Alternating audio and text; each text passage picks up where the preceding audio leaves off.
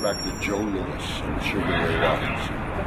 When Joe Louis lost to Rocky Marciano, that Rocky Marciano fought an old Joe Louis, or do you think that Rocky Marciano fought a quality Joe Louis? He fought a quality old Joe Louis. There's no way Joe was going to win. He was coming back to pay his income, tax, debt. It shouldn't have been. And he had a good left jab, and there was no way he could have beaten him that night. Though for a couple of rounds the jab worked.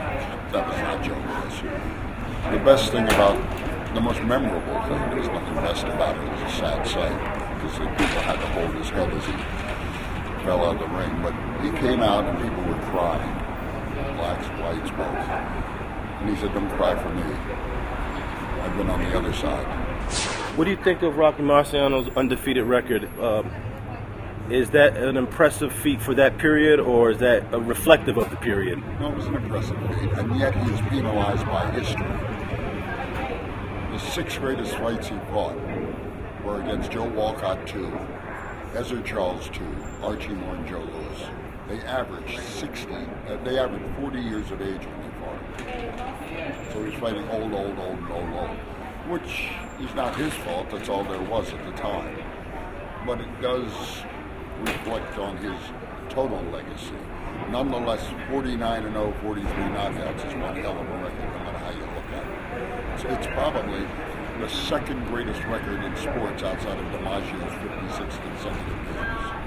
How do you feel that in the heavyweight division there's not any Americans really on top right now? Is that unusual, or does that happen in the course of time? It's a function of the time. What happened was Lennox Lewis showed us that a man 250 pounds or more could punch, could move, could look good. He was not just an ambling, clod.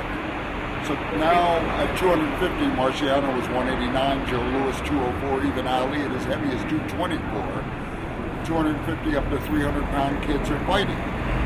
Now, an American kid who is talented at 250 or more will go into football. The best heavyweights in the world, American heavyweights, are 2 of them. Their names are Ray Lewis and Brian Urlacher. I mean, we're not looking at heavyweights, we're looking at hefty weights. And half these guys should appear in Wonder Bra commercials.